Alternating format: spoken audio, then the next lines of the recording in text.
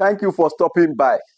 If you are coming across my lecture for the first time, please don't forget to click the red subscribe button and also turn on the notification bell icon so that you don't miss my upcoming videos.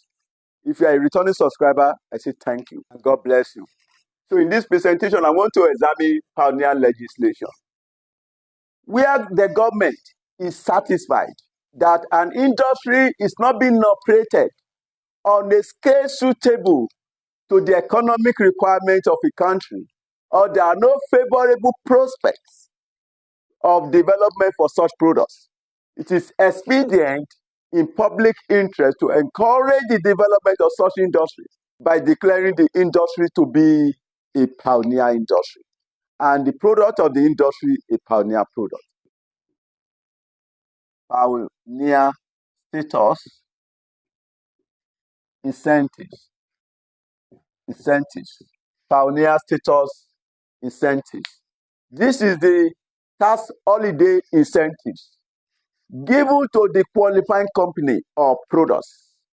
Tax holiday incentives. That means the company will not pay tax for a certain number of periods, usually for an initial period of 3 years, subject to extension by 1 or 2 additional years upon application and approval of such applications. I've told you that this pioneer status incentives is a tax holiday incentives given to qualifying company. The company will be exempted from the payment of company income tax for an initial period of 3 years. And this period can be extended by 1 or 2 additional years upon application and approval of such applications. So just know that there will be a tax holiday incentives for a period of 3 years. That is, the company is not going to pay tax for those 3 years period. And these 3 years can be extended by 1 year or 2 additional years. If it is extended by 1 year, the tax holiday period will now become 4 years. And if it is extended by 2 years, the tax holiday period becomes 5 years. So before this tax holiday period will be extended, then there must be an approval. So the application must have been made by the company. Then that application must have been approved by the Industrial Development Act. So it must have been approved by the federal government. Definition of terms. Definition of terms. Number 1 term we are going to examine is pioneer certificate. Pioneer certificate. Pioneer certificate. Pioneer certificate is the certificate given by the Industrial Development Act, IDA, certifying the company to be a pioneer company. The certificate given by the Industrial Development Act certifying the company to be a pioneer company. That is pioneer certificate. Number 2 is pioneer company. Pioneer company. Pioneer company is the company certified by a pioneer certificate to be a pioneer company. A company certified by a pioneer certificate to be a pioneer company. Such company is said to be the pioneer company. Number 3 is the Principal Act. Number 3, Principal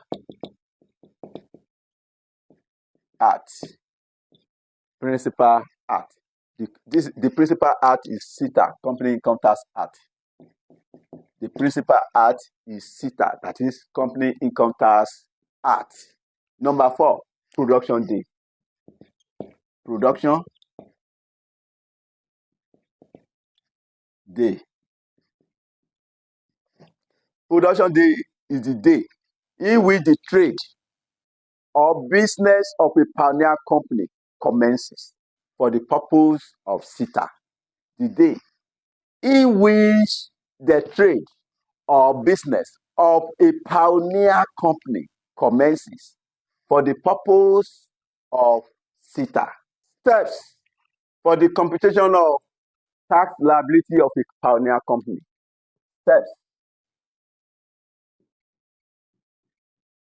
Steps for computing. Steps for computing the tax liabilities of a pioneer company. Of a pioneer company. Steps for computing the tax liabilities of a pioneer company. The first step is to identify the production day. Identify the production day. Identify the production day of the company. That is the first step. Identify the production day of the company. The second step is to identify the tax relief period. Step 2, identify the tax relief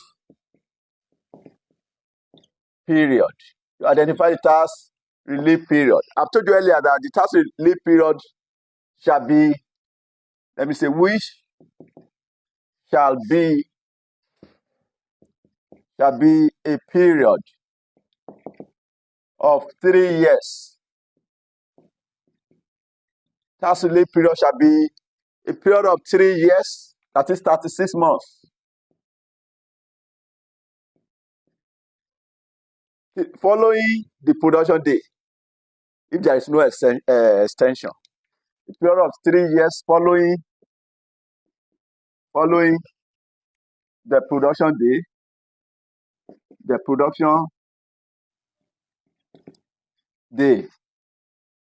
if there is no extension. I've told you this period may be extended by 1 or 2 years. Can be extended for maximum of 2 years. So that is if there is extension. This period may be extended by 1 or 2 years.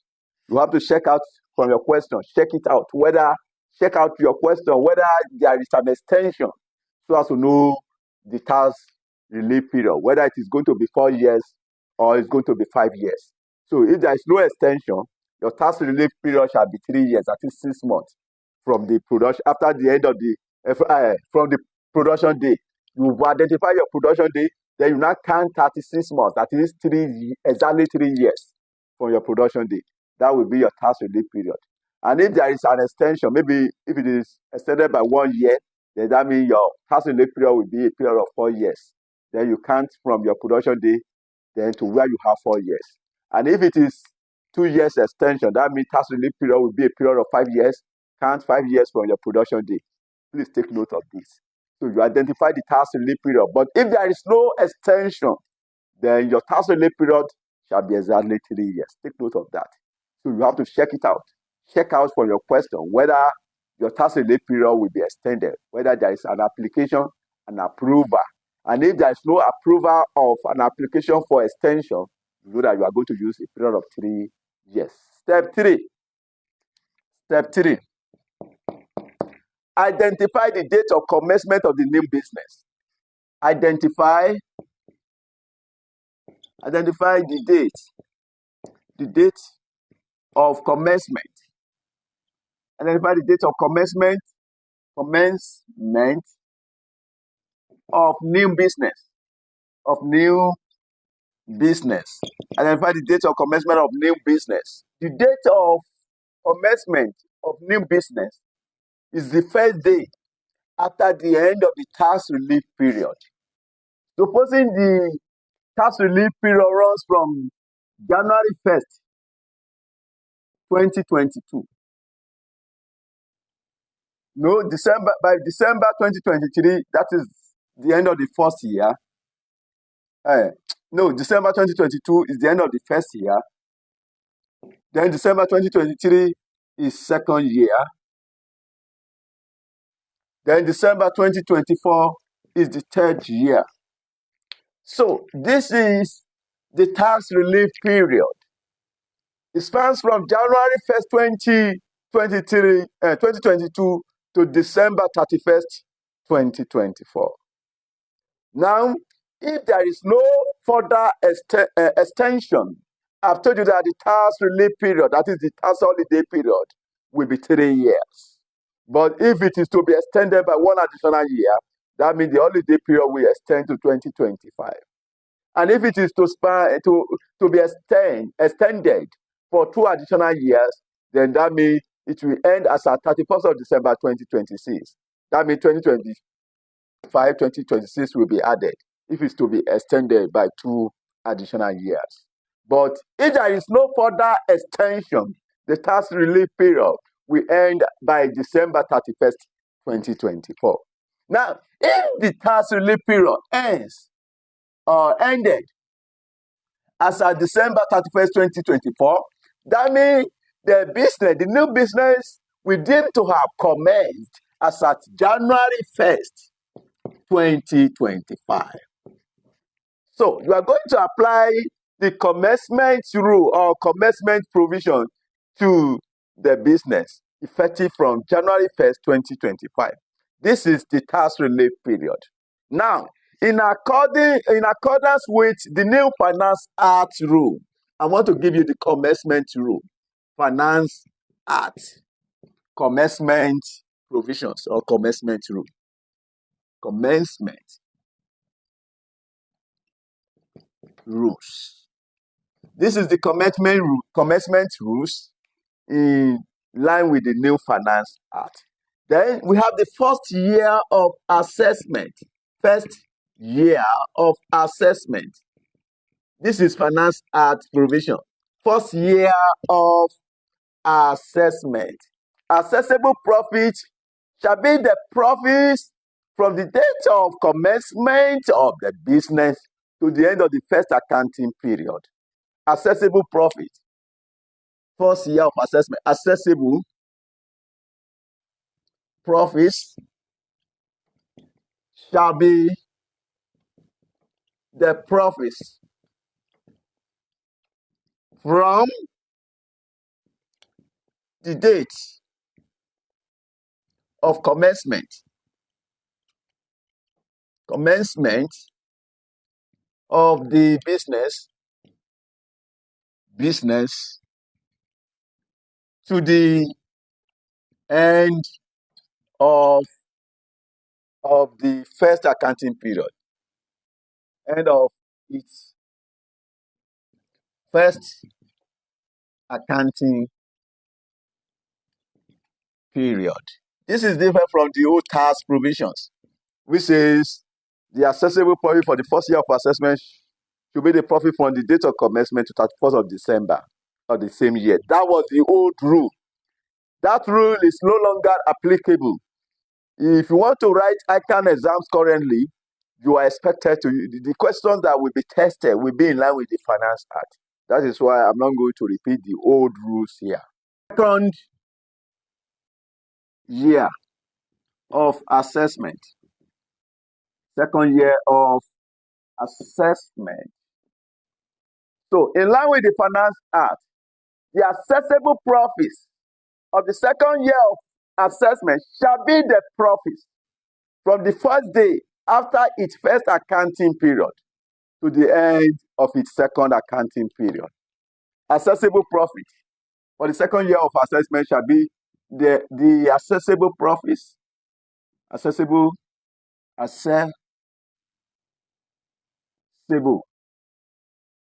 profits shall be the profits from the first day, shall be the profits from the first day, profits from the first day after the end of its first accounting period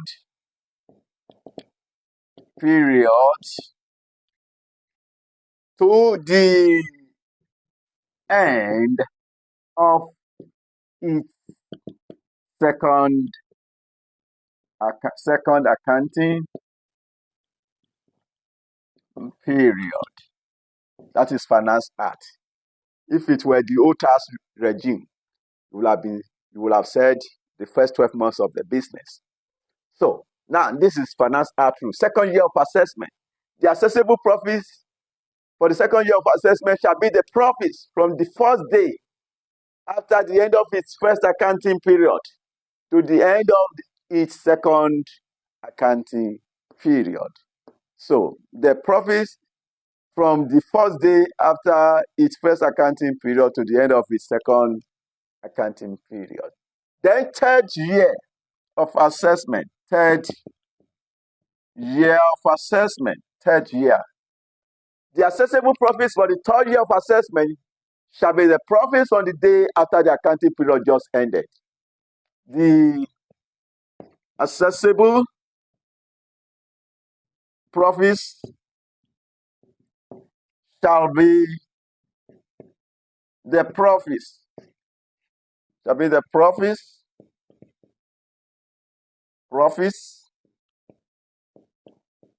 from the day after the accounting period just ended. That is the basis period for the third year of assessment. The fourth year now, fourth and subsequent years, fourth and subsequent years. You are going to apply the preceding year basis rule. The preceding year basis rule. You apply preceding year basis to the fourth year and other subsequent year. So you apply the preceding year basis. That is the commencement rule. Step 5. Identify the basis period for capital allowance purposes and the qualifying capital expenditure. Identify the basis period. The basis period for capital allowance purposes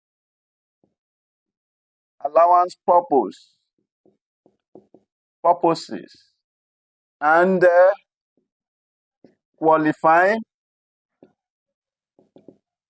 qualifying capital expenditure.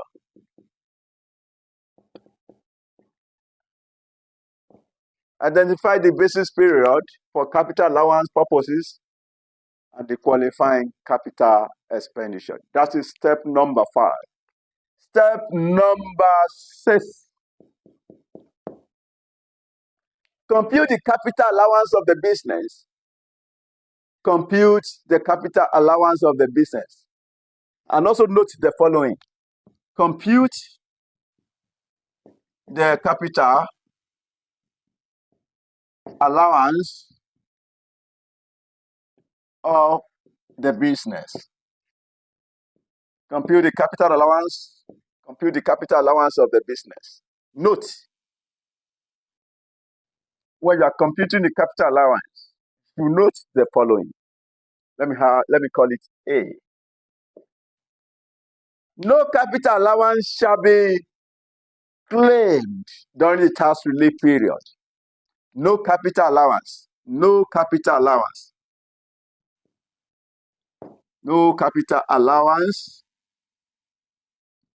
shall be claimed during the tax relief period. You don't claim capital allowance in tax holiday period. Take note of that. 2. Capital expenditure incurred prior to or during the tax relief period shall be deemed to have been incurred on the first day of the new business. Capital expenditure incurred. Capital expenditure, or let me say qualifying capital expenditure incurred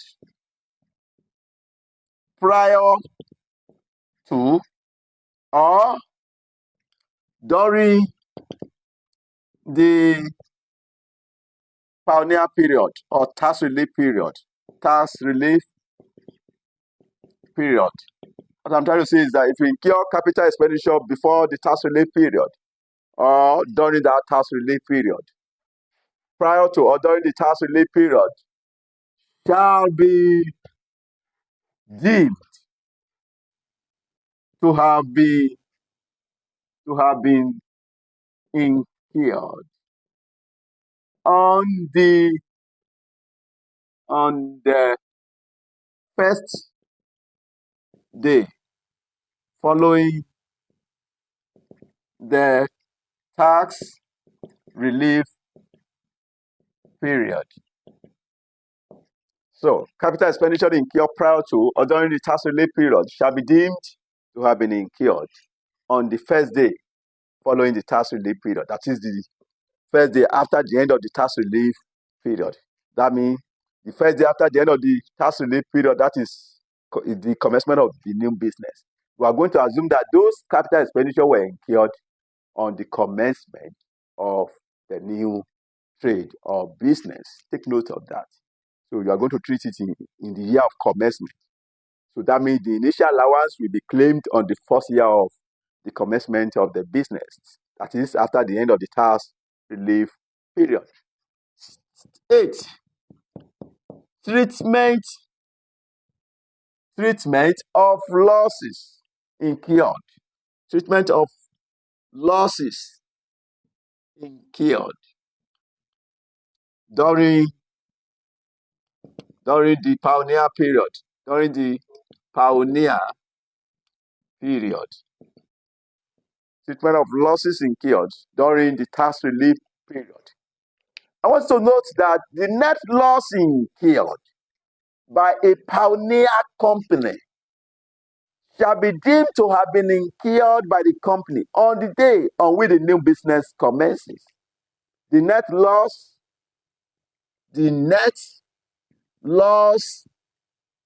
incurred during the pioneer period,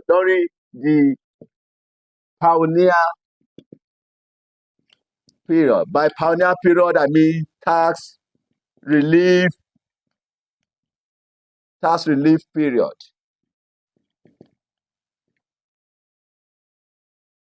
Shall be the net loss incurred during the pioneer period shall be deemed to have been incurred. Shall be deemed to have been incurred on the day after the end of the tax relief period. Note net loss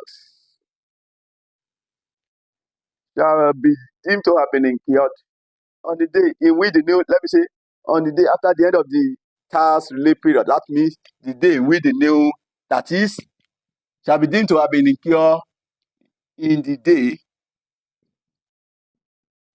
in which the new business commences.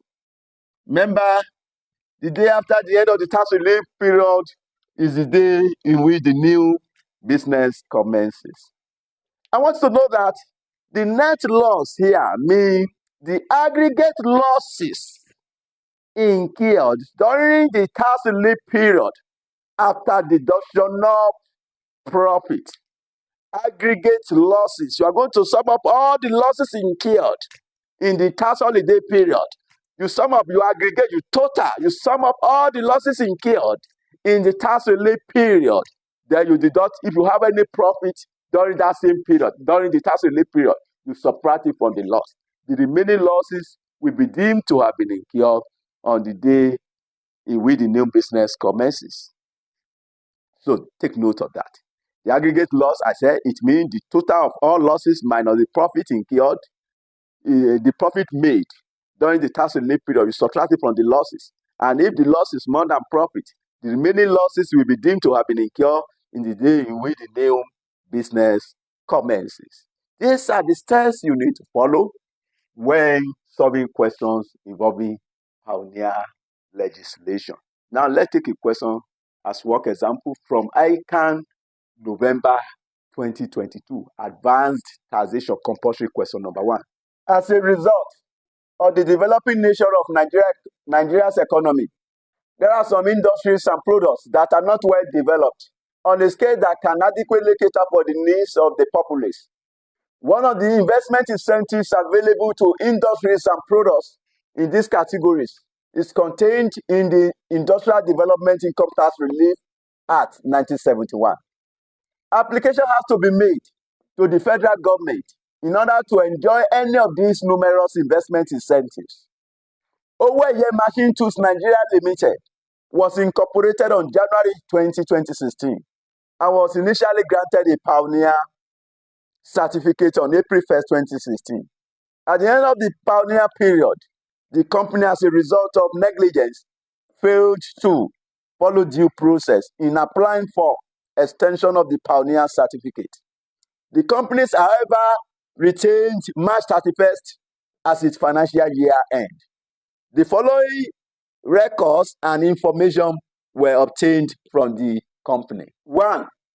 Qualifying capital expenditure on property, plant, and equipment certified by the Federal Inland Revenue Service incurred during the pioneer period amounting in thousands of naira. We have industrial building of 23,800, building non-industrial 11,600, motor vehicles 6,200, plant 10,400, furniture note 2. We have furniture and fittings 5,800. Note 2. Statement of adjusted profits or loss. During the pioneer period, we have period under review, and we also have total profits or losses. Year ended March 31st, 2017, we have 44,450. Year ended March 31st, 2018, we have loss of 23,140. The year ended March 31st, 2019, profit of 8,700. Note 3. Both the qualifying capital expenditure on property, plant, and equipment and adjusted profits or losses were certified by the Federal Inland Revenue Service. Note 4. The company made a gross turnover of 312,450,000 naira, an adjusted profit of 52,250,000 naira during the year ended March 31st, 2020. Note 5. We have extract from the statement of profit or loss for the year ended March 31st, 2021. Reviewed the following: amount in thousand naira. Gross turnover 320,220. Less cost of sales 176,550. Gross profit we have 143,670. Less expenses, which includes salaries and wages of 48,430. Transport and traveling 2,360. Motor running expenses of 1,580. Postage and telephone 1,150. Bank charges 870. Repairs and maintenance 3,660. Auditors remuneration we have 1,500. Legal and professional fee, see note 1, that amounted to 2,000 naira. Depreciation of 15,770. Donations 1,600. Allowance for doubtful debts, see note 2, that is 7,000 naira. Administrative expenses, note 3, 10,070. The total of the expenses is 95,990. Then we have net profit of 47,680. Notes. Legal and professional fees included 1.4 million naira paid to the company's lawyer in respect of acquisition of land for the purposes of the business. Note 2. Allowance for doubtful debts comprised 1,350,000 naira for specific provision, 4,150,000 naira for general provision, and 1,500,000 naira for bad debts written off. Administrative expenses included 850,000 naira paid to a financial consultant who helped in preparing feasibility study on viability of a proposed product line.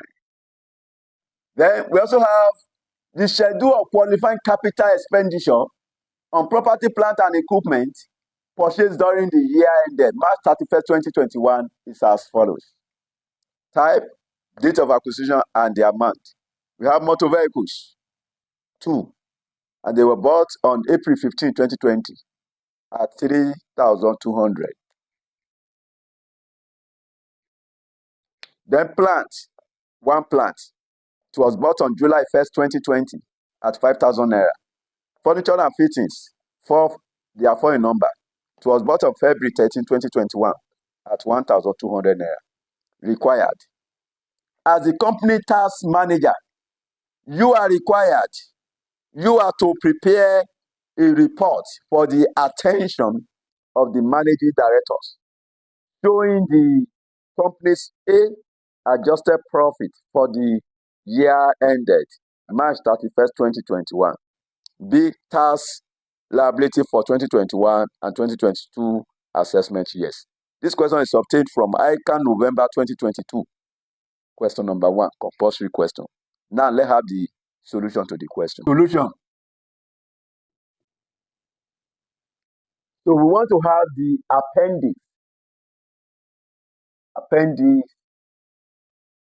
appendices to the report.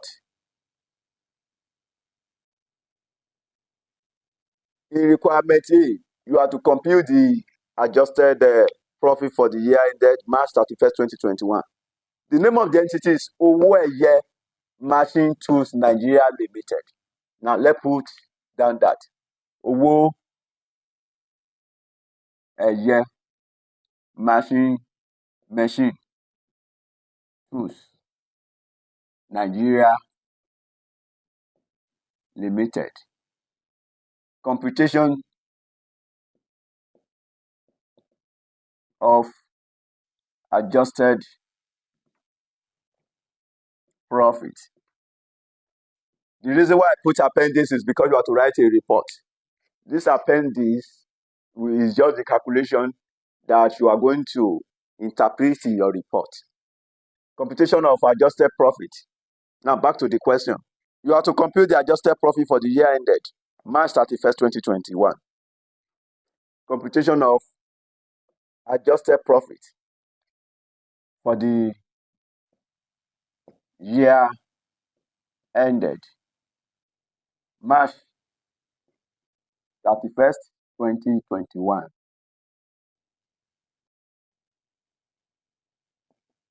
So,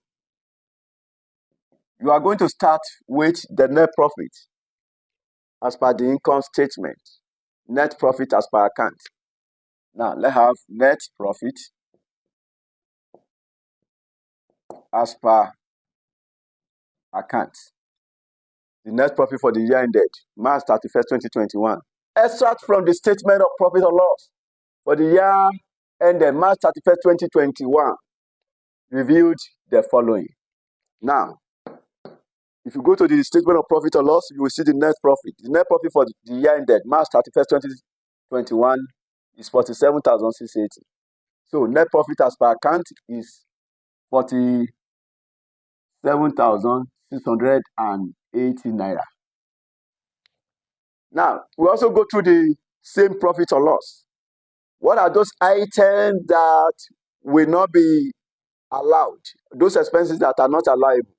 Salaries and wages are liable. Transport is allowable. Motor running expenses are allowable. Postages and telephone bank charges, repairs, auditors' remuneration, legal and professional fees. Unless we have information that shows that certain amount of this is not allowable. Depreciation is not allowable. So we have depreciation 15,770. So depreciation, we had non allowable expenses, which include depreciation of 15,770. 15,770. Back to the profit or loss. We have allowance for doubtful debts. I've told you general is not allowable, but specific is allowable, and bad debts written off is also allowable. For better understanding, I will advise you watch my earlier presentation on adjusted profit. So we have legal and professional fees included 1.4 million naira paid to the company's lawyer in respect of acquisition of land. Acquisition of land is a capital expenditure. Remember, I've told you that all capital expenditure are not allowable. So, for the purpose of the business. So, capital expenditure is not allowable. Therefore, this legal and professional fees will not be allowable for tax purpose. So, we have legal and professional fees. I've told you it's not allowable because it is a capital expenditure. So 1.4 million. Allowance for doubtful debts comprised 1,350,000 for specific provision. I've told you that specific provision for bad and doubtful debts, I said it's allowable. If you have watched my earlier presentation on adjusted profit.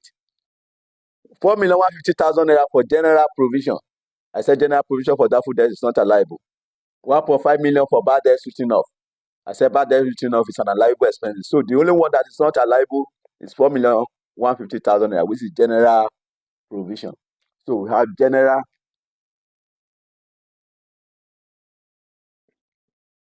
provision for doubtful debts of 4,150,000 naira. Administrative expenses included 850,000 naira paid to a financial consultant who helped in preparing feasibility study on viability of a proposed product line. That is not allowable. So feasibility study is a capital expenditure. So administrative expenses, admin,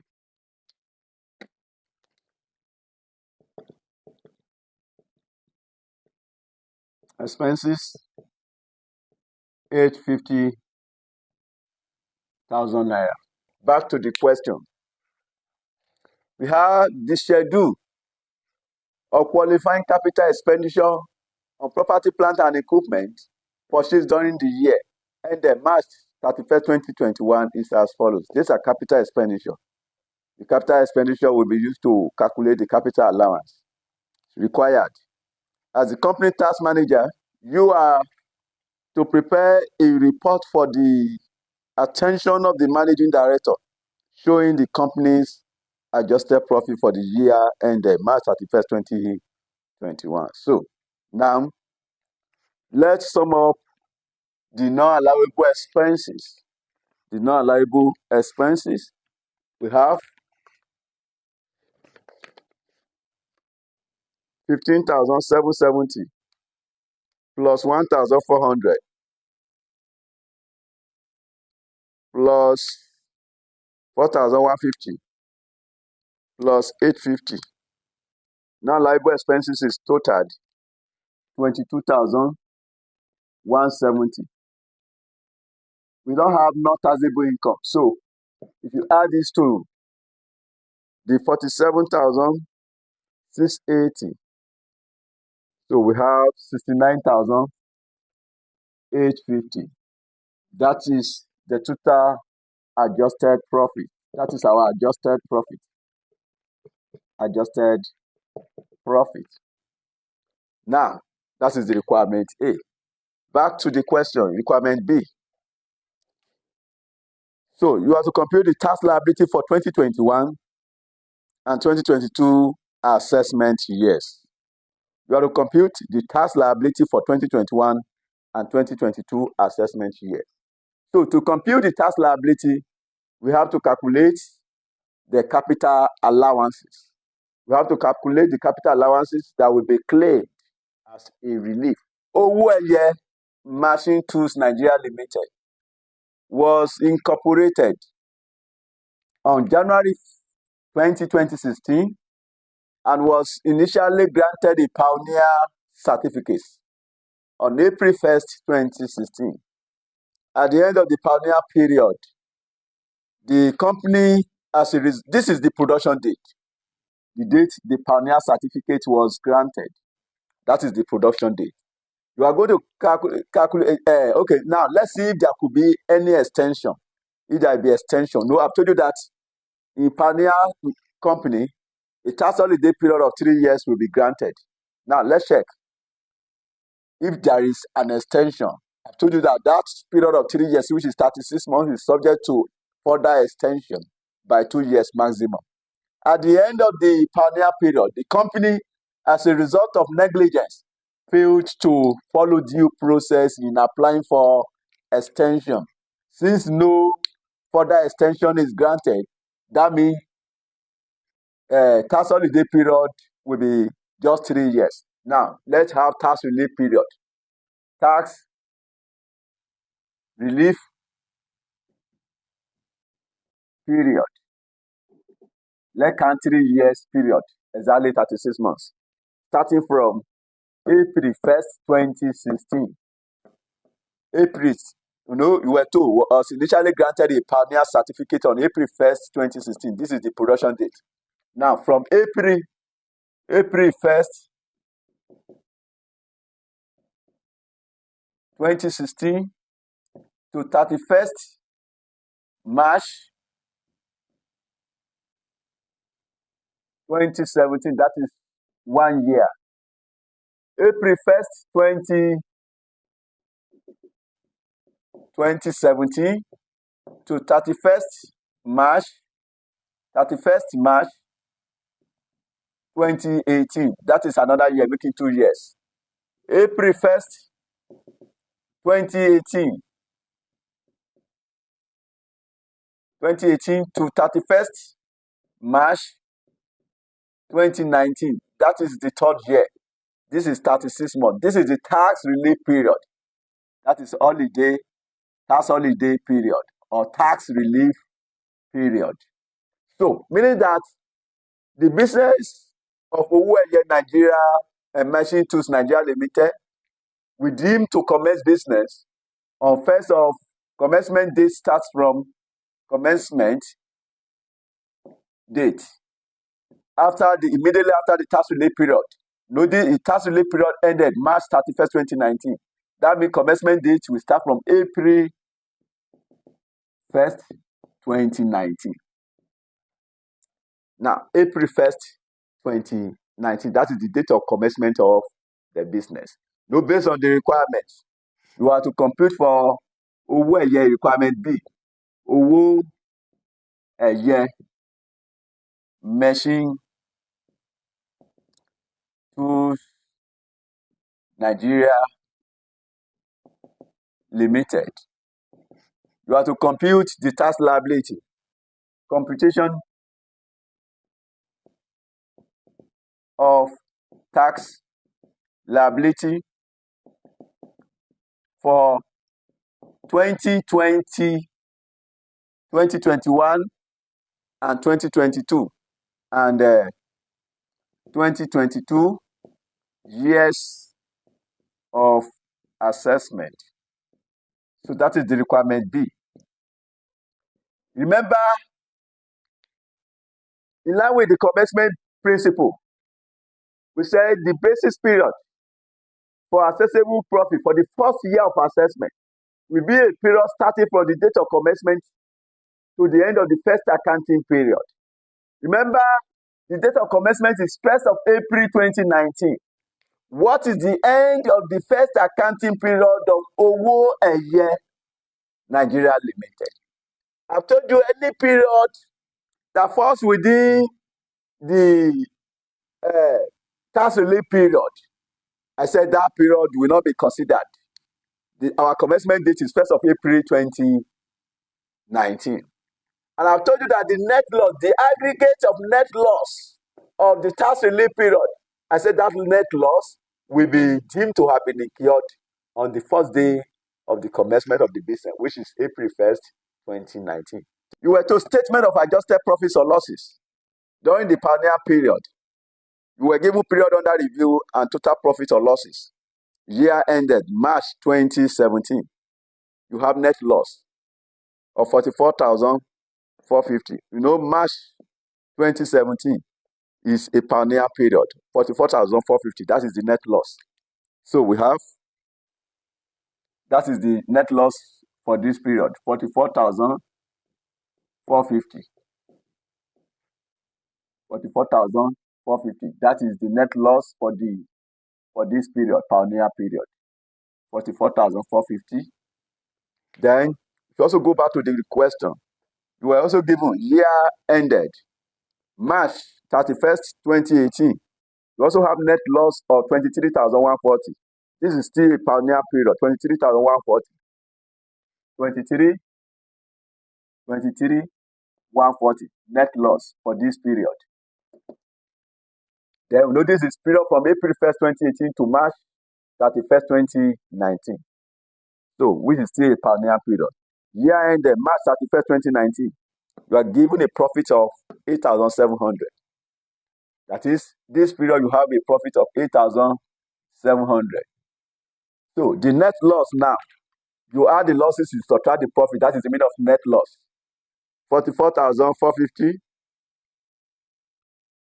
plus 23,140. You have the net loss. You have the total losses of 67,590.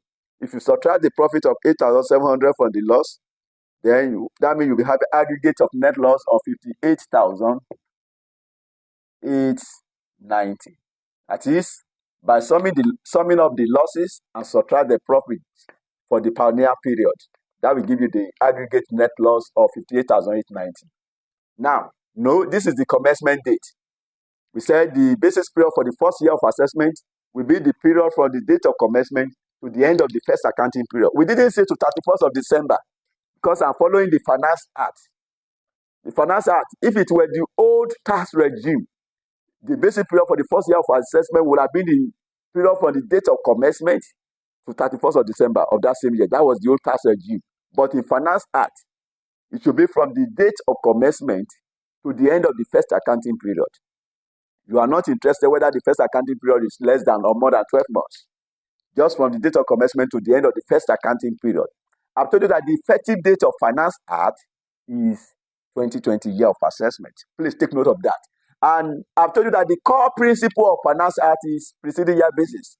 So, preceding year basis, that is the core principle. Take note of that. The company made a gross turnover of 312,450,000 naira. An adjusted profit of 52,250,000 naira during the year ended March 31st, 2020. No, if it is year ended, that means this period would have started from 1st of April 2019 to, since it is year ended, during the year ended, to March 31st, to March 31st of March 2020. That is, this profit is the profit of this period. Since it is year ended, if you count this from April 2019 to March 2020, that is exactly 12 months, which is year ended. That's to show that this profit you are given is the profit for this period. And you were told that the basis period for the first year of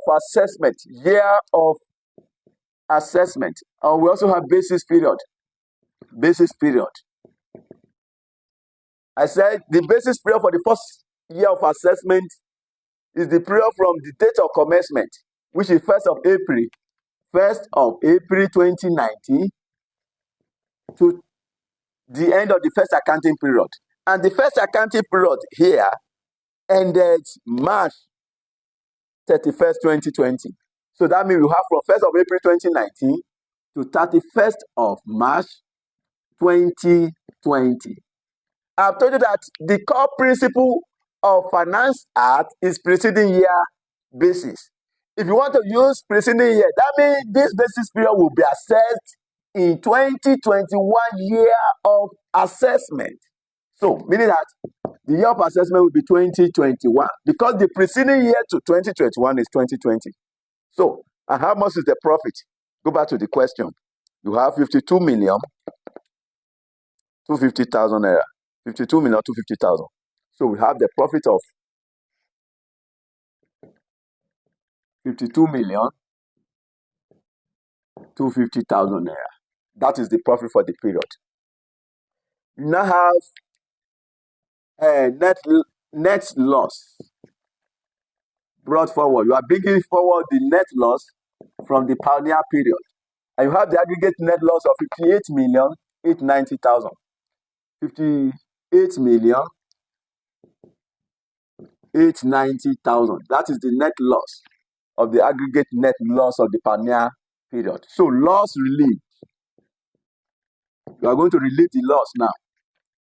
You only have profit of 52,250,000.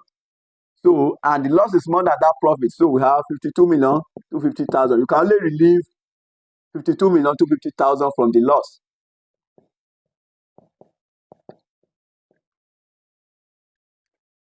Now, that means loss carried forward. The remaining loss now, 58,890 minus 52,250. Then you are left with 6,640. And if you have 52,250 minus 52,250, so you have a nil. So that means you have the accessible profit of your profit is nil. Then after profit, you have capital allowance. You want to calculate your total profit now because you want to compute the tax liability. So you have to calculate your capital allowance for the year.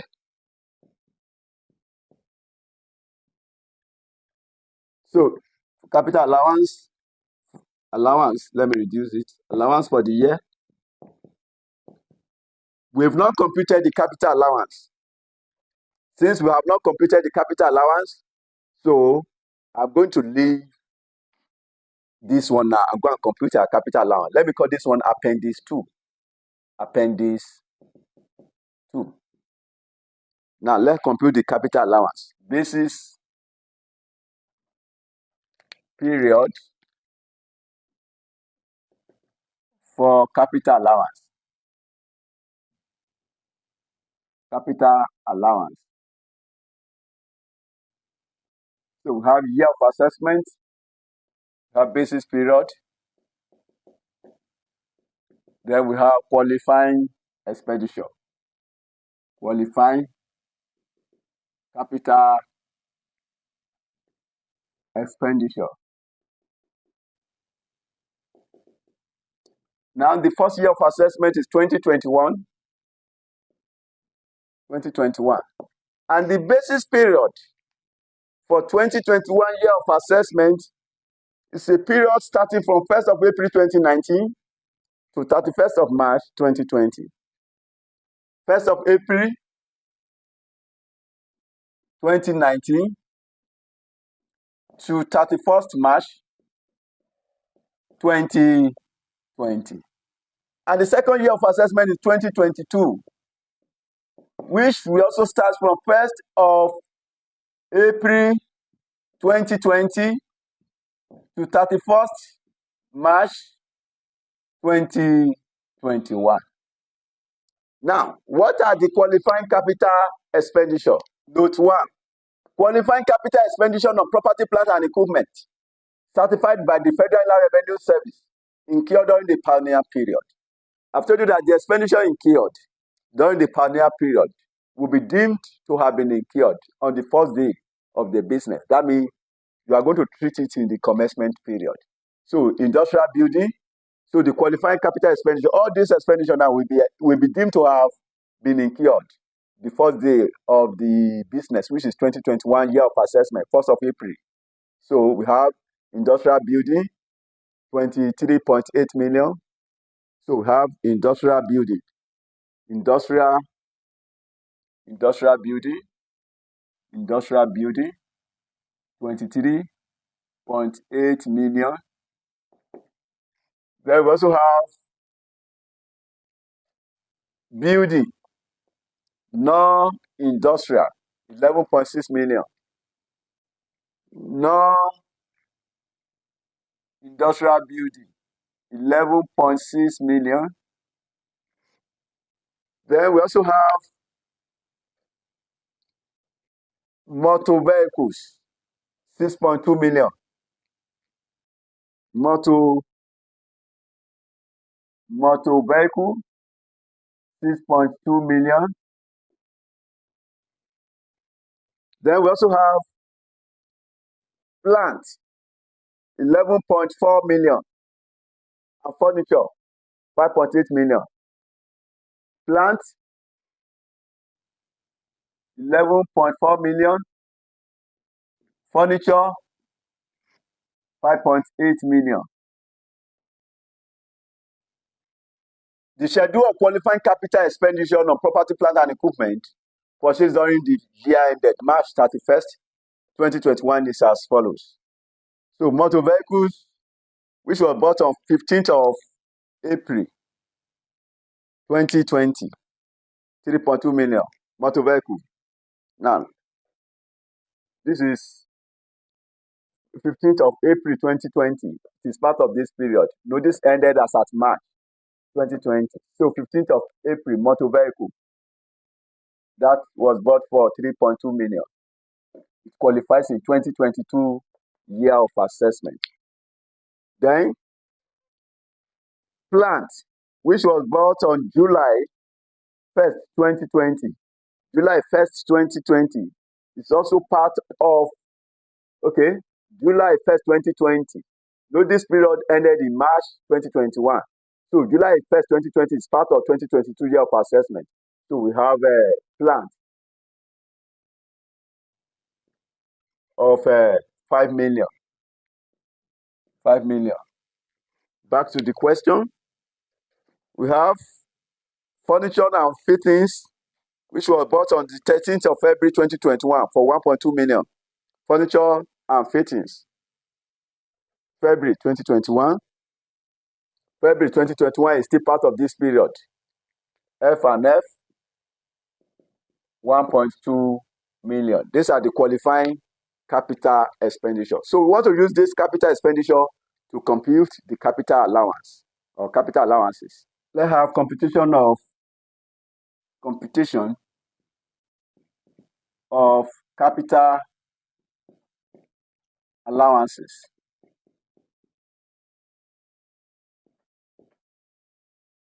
So the qualifying capital expenditure include industrial building, non-industrial building, motor vehicle making 3, plant 4, furniture and fittings 5. So now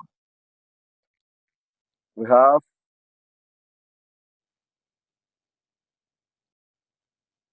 1, 2, 3, 4, 5, and 6.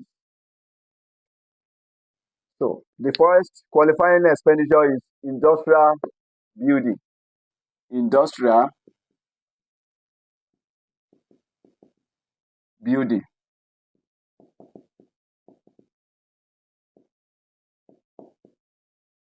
Then we also have non-industrial building. Non-industrial building.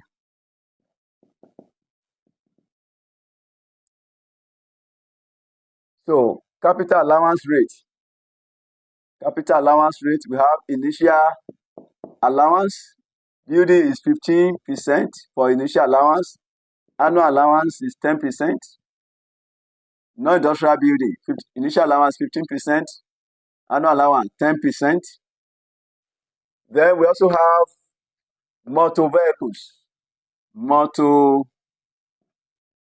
vehicles. Initial allowance is 50%. Annual allowance is 25%. Then we also have furniture, plant. Initial allowance rate is 50%, and annual allowance is 25%. Then we also have furniture and fittings. Furniture and fittings. Initial allowance is 25%, while annual allowance is 20%.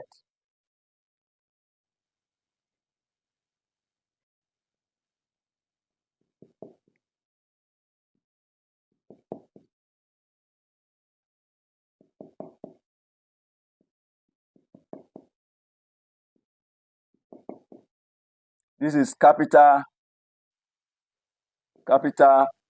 allowance for the year. Capital allowance for the year.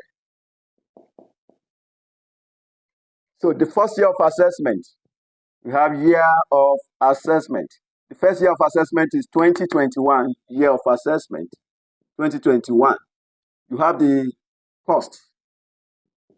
The cost, those assets that qualifies for the first time in year 2021. So we have industrial building, 23.8 million naira. 23.8 million naira, that is the cost, 23,800.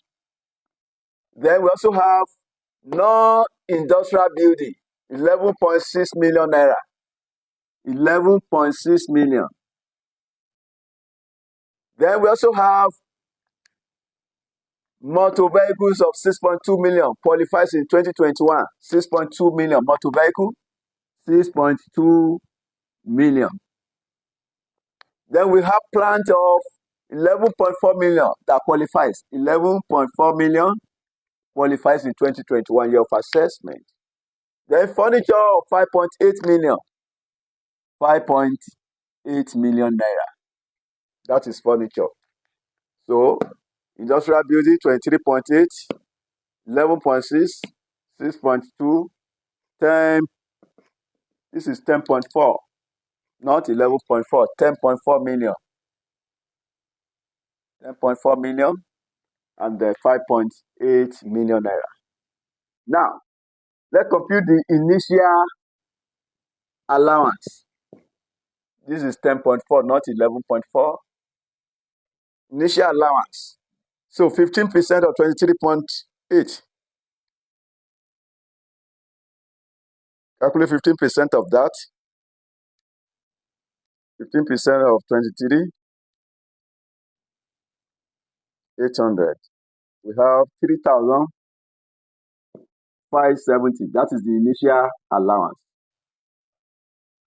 15% of 11.6. 15% of 11,600. We have 1,740. 50% of 6.2. That is 3.1 million. 50% of 10,400. That will be 5,200. 25% of 5,800.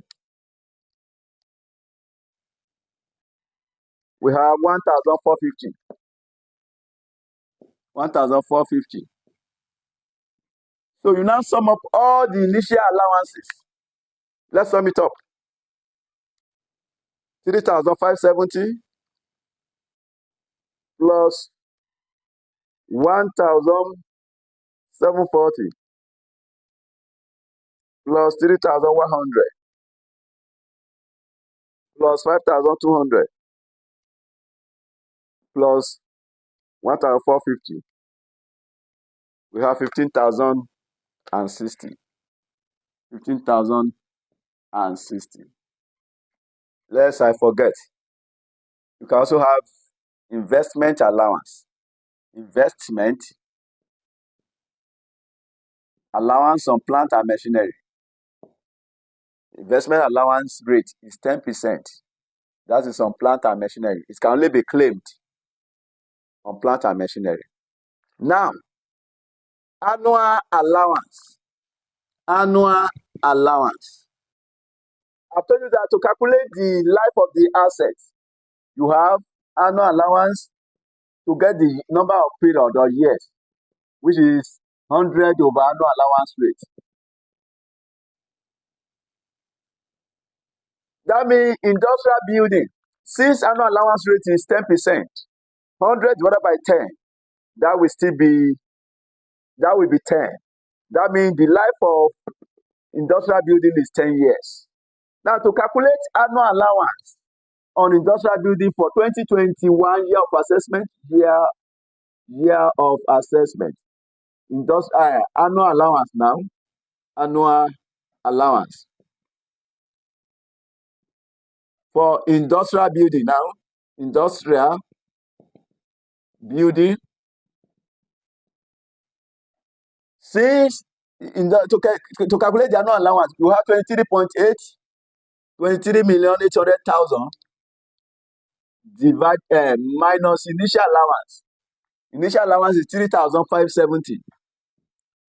And I've told you that this industrial building is expected to last for 10 years. If you divide 100 by 10, by your annual allowance rate, it gives you 10.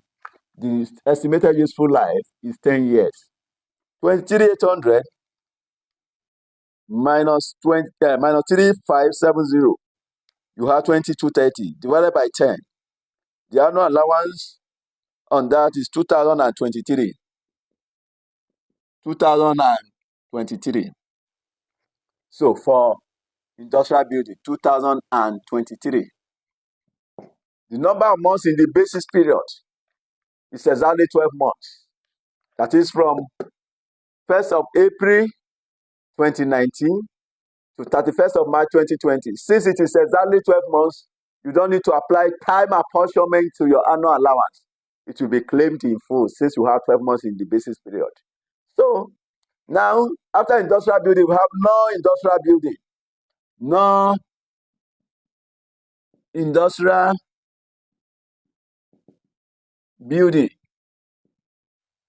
To calculate annual allowance on that, you have cost of 11.6, 11,600 minus initial allowance of 1,740. 1,740. Since the annual allowance rate is 10%, 100 divided by 10 will still be 10. So that means you have over 10. So how much is the annual allowance? 11,600 minus 1,740 divided by 10, you have 986. The annual allowance on non-industrial building is 986. You don't need to apply time apportionment since the number of months in the basis period is exactly 12 months. Now, we have motor vehicles. The life of motor vehicle before years, 100 divided by 25. 100 over 25. That gives us 4 years. Motor vehicle is expected to last for 4 years. As a result of that, to calculate your annual allowance on motor vehicles.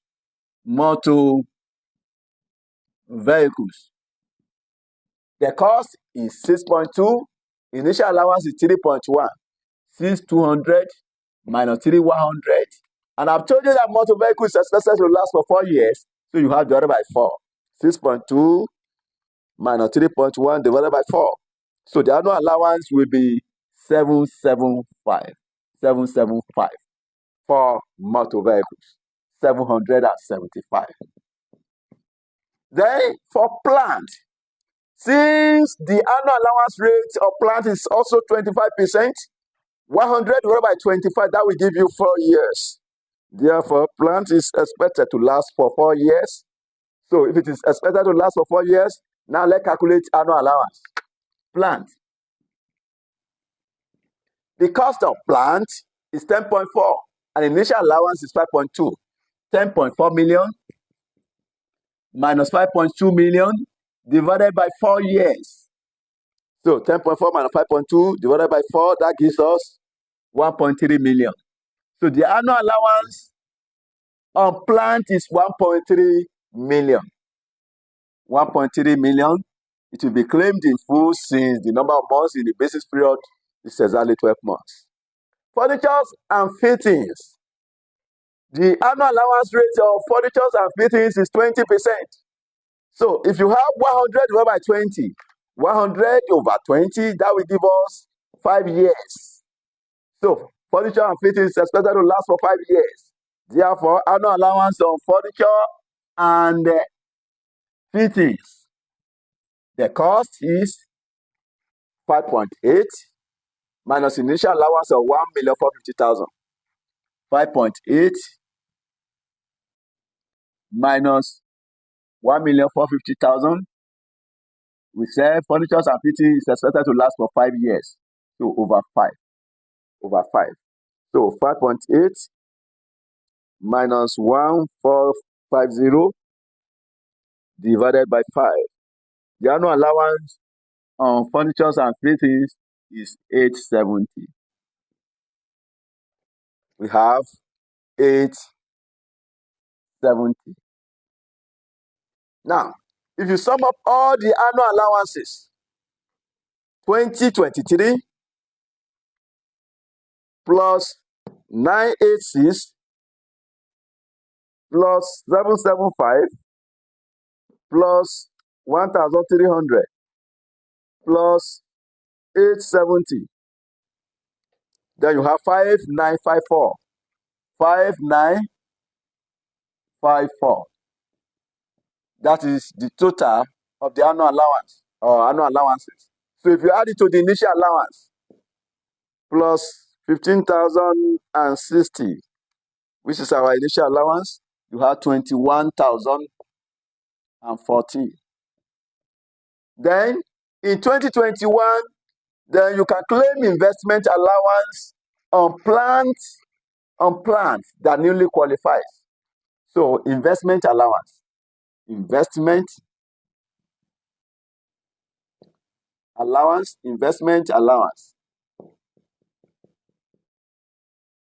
on plants. So you are claiming it on plant.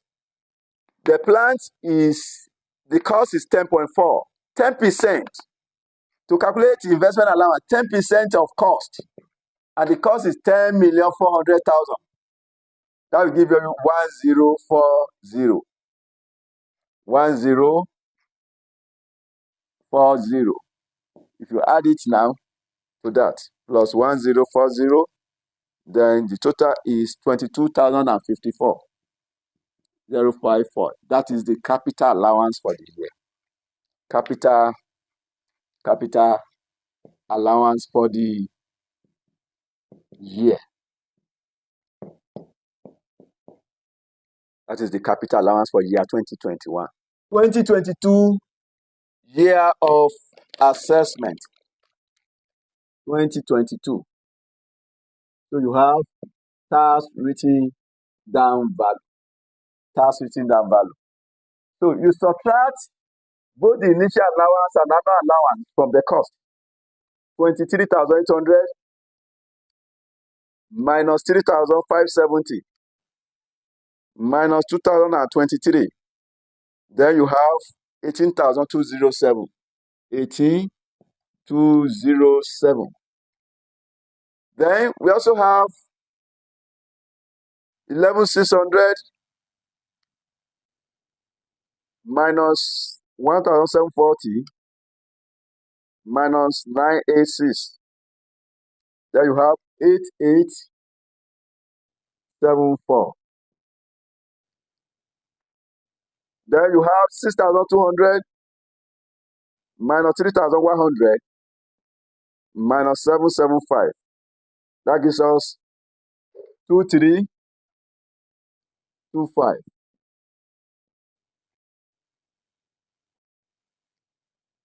Then we have 10,400 minus 5,200 minus 1,300. You have 3,900.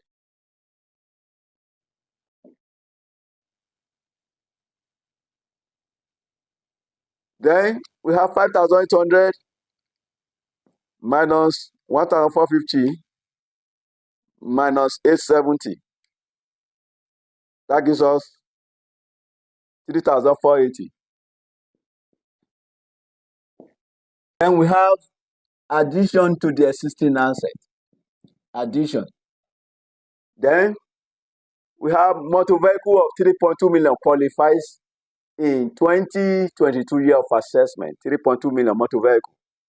3.2 million. Then plant of 5 million also qualified. This is plant. 5 million qualifies in 2022 year of assessment. Then furnitures and fittings of 1.2 million also qualifies. Furnitures and fittings. This is furnitures and fittings, 1.2 million. So you now add. For building, you are still having no addition. So since there's no addition, the total will still be 18,207. And for the second building, 8874. Then for motor vehicles, if you add this, 525, 5,525. Then this will be 8,900. And this will be 4,680. Initial allowance can only be claimed once. So you can only claim initial allowance on the addition. So we have initial allowance. There will be no initial allowance on the two buildings, both industrial and non-industrial, since there is no addition. So for motor vehicles, initial allowance rate is 50%.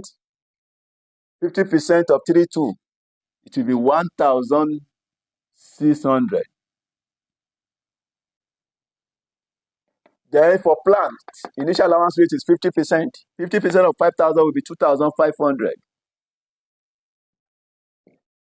Then for furnitures and fittings, initial allowance is 25%. 25% of 1,200.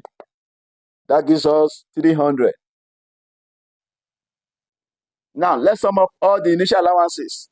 300 plus 25 plus 1,600. You have 4,400. 4,400. Then annual allowance. Annual allowance. Since there is no addition to industrial building, you have the tax written down value of 18,207. And the life of industrial building is 10 years. Based on our earlier calculation, 100 divided by 10. You are having 10 years. Out of 10 years, year 2021 has expired. That is, only 1 year has expired. The unexpired life of the industrial building is 9 years. So we have annual allowance, annual allowances.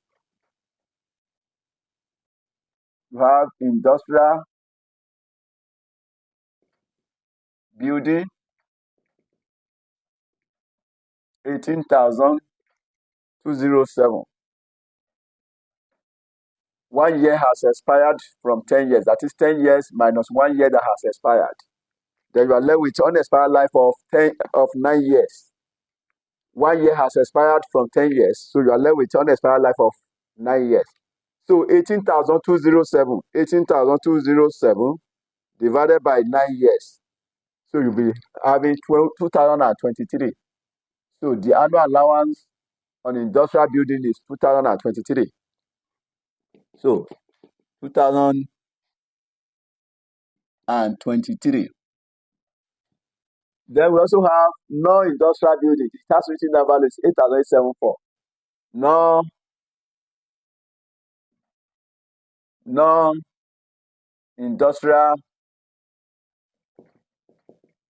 building. Tax written down value is 8,874.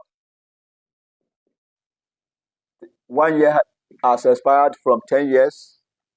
So you are left with the unexpired life of 9 years. 8874 divided by 9, then we have 986 as the annual allowance. 986. Then we have motor vehicles. There is an addition. We have a existing one, then we have a new one. Motor vehicle. We have first one. The first motor vehicle, the cost is the tax receivable value. The tax receivable value is 2325. 2325. Remember, the life of motor vehicle is 4 years. 1 year has expired. You are left with the unexpired life of 3 years. So you have 2325 divided by 3 years. Then you have 775 for motor vehicle. Then second motor vehicle, the cost is 3,200. Then the initial allowance is 1,600. So 3,200 minus 1,600. This is qualified for the first time. So the life of this new motor vehicle will still be 4 years. So you have 32 minus 16 divided by 4. Then you have 400. If you add the 400 to the first one, to 775 plus 775, then you have 1,175. For motor vehicle, you have annual allowance of 1,175. So for plant, the first one, the tax written-down value of the existing plant is 3,900. 3,900. Remember, the life of plant is 4 years, and 1 year has expired. You have 4 minus 1. That is 3 years. So 3,900 divided by 3, then you have 1,300 as the annual allowance of the first plant. For the second plant, the cost is 5,000, and the initial allowance is 2,500. So we have 5,000 minus 2,500.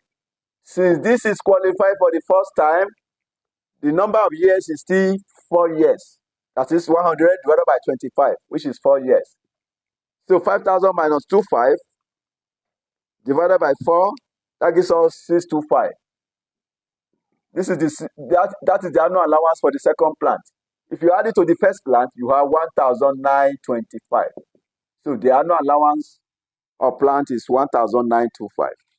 1,925.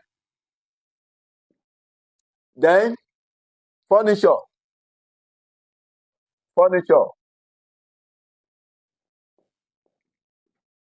We have the first one. The first furniture, that is having a tax written-down value of 3,480. 3,480. Remember, the life of furniture is 5 years. Since the annual allowance rate is 20%, 100 divided by 20, that will be 5 years. Out of 5 years, 1 year has expired. 2021 is gone. So you are left with 4 more years. So 5 minus 1, which is 4 years. 3,480 divided by 4. That gives us 870. That is the annual allowance of first furniture. Then the second furniture, which is newly qualified. The cost of that is 1,200, and the initial allowance is 300. So you have 1,200 minus 300. Then the life of furniture is 5 years.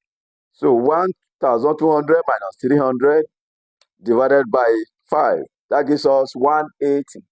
If you add the 180 to 870, then the total annual allowance is 1,050. 1,050. That is the annual allowance of furniture. 1,050. So if you add the annual allowances, let's sum it up. 1,050 plus 1,925 plus 1,175 plus 986 plus 2023. Annual allowance is totaled 7,159. If you add it to the initial allowance of 4,400, we have 11,559. Then we have investment allowance. Investment allowance. I've told you that investment allowance is claimable on plant and machinery at the rate of 10% of cost. The plant and machinery is, so this is plant and machinery. The addition we have is 5,000. You calculate 10% of 5,000, that will give us 500.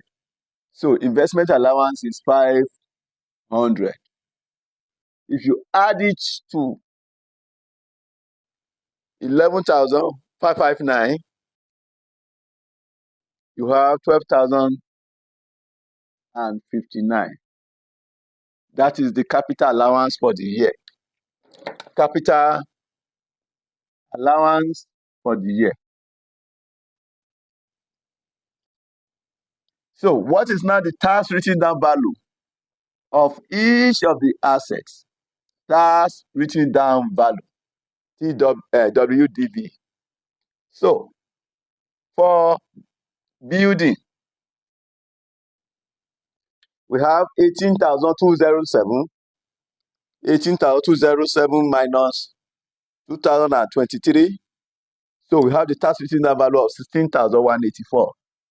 16,184. Then we also have for non-industrial building 8874 minus 986. So we have the tax written down value of 7,888.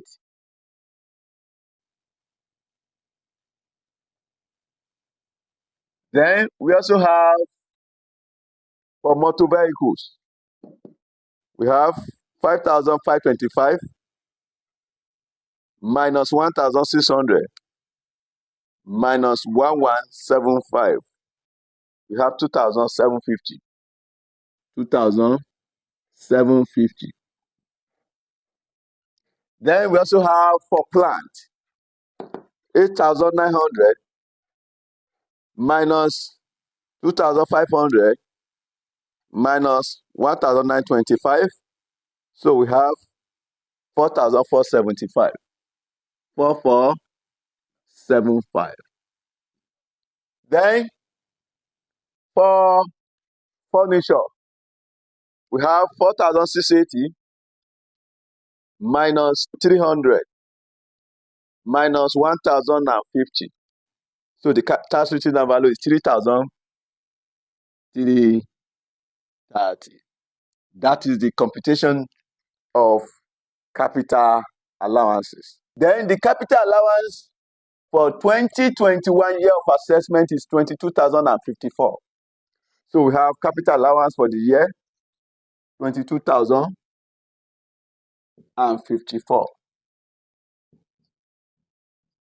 There is no profit in 2021 year of assessment to claim to relieve this capital allowance again. So that means there is no way we can claim the capital allowance as a relief for 2021 year of assessment since there is no profit. So that means total profit now, total profit, then let me say capital allowance carried forward. Capital allowance carried forward. So the same amount will still be carried forward since you are unable to claim any of the capital allowance as a relief in 2021 year of assessment. So now total profit total profit. In 2021, we don't have any profit. So total profit will be nil. So in company income tax, company income tax at 30%, that is nil as well. There's no profit. So, but they will pay tertiary education tax. Tertiary education tax, which is 2% of the assessable profit. And our assessable profit for 2021 year of assessment is 52,250. 52,250, 52,250. So if you calculate 2% of 52,250, so income tax is 1,045.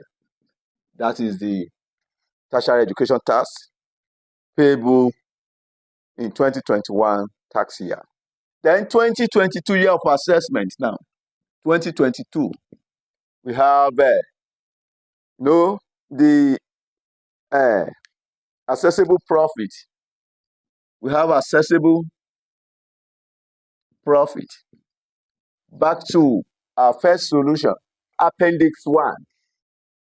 We have the adjusted profit of 69,850. That is for the year ended March 31st, 2021. The profit for the year ended March 31st, 2021 will be assessed in 2022 on PYB, preceding year basis. Therefore, the profit of 69,850 will be assessed in 2022 year of assessment. 69,850. So we still have loss for 2021 year of assessment that was carried forward. So we have loss brought forward of 6,640. 6,640. Loss relieved.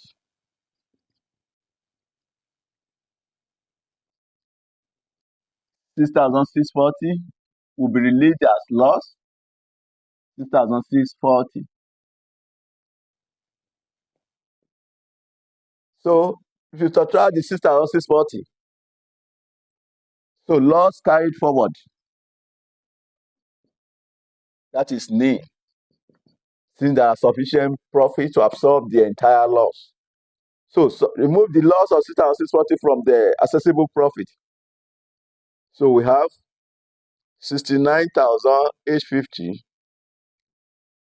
minus 6,640.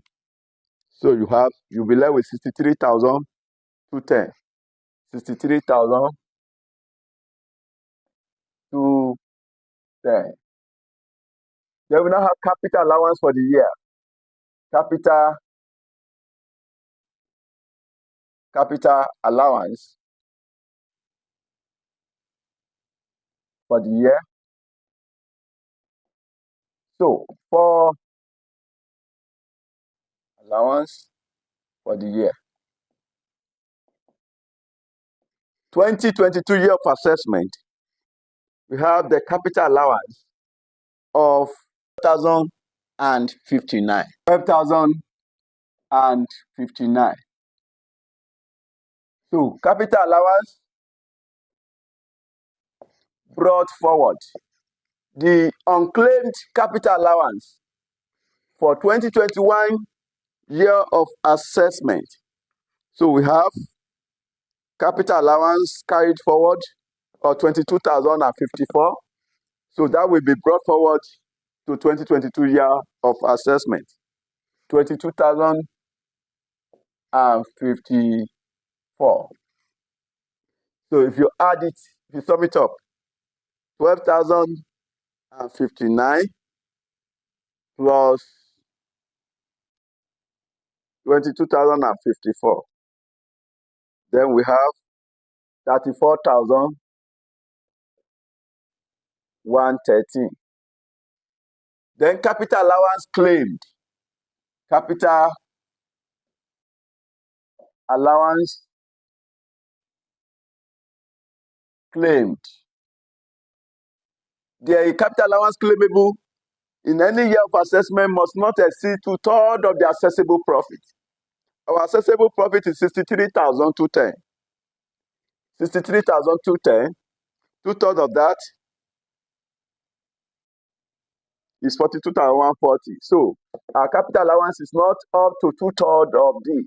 2/3 of this is greater than the capital allowance. That means you can claim the capital allowance in full. So we can claim the whole 34,113. 34,113. 34,113. So if you claim that, you have total profit. Total profit. So deduct 34,113 from 63,210. 63,210 minus 34,113. So we have 29,097. That is the total profit. Now, company income tax.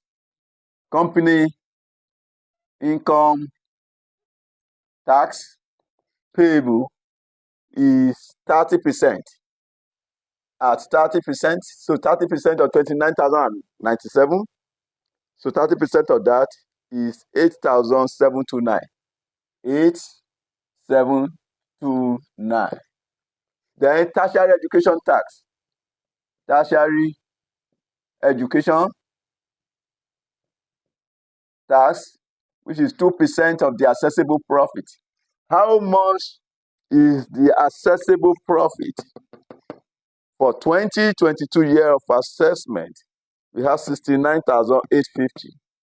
69,850. 69,850. So 2% of 69,850. 69,850. We have 1,397. So total tax liability now plus 8,729. So we have 10,126. That is the tax liability or tax payable in 2022 year of assessment. Back to the requirement. Required. As the company tax manager, you are to prepare a report for the attention of the managing director, showing the company's adjusted profit that have been done, tax liability for 2021 and 2022 assessment years. So that is the requirement A and B. So we are left with the report. You have to draft a report to the company tax manager. No, you are the tax manager. You have to draft a report to the managing directors. We are going to stop this lecture here. We won't be able to consider report writing in this video. We will consider report writing in another video. Please, your comment is very essential. Please do that in my favor. Don't forget to like the video as well. Thanks for watching ZICA.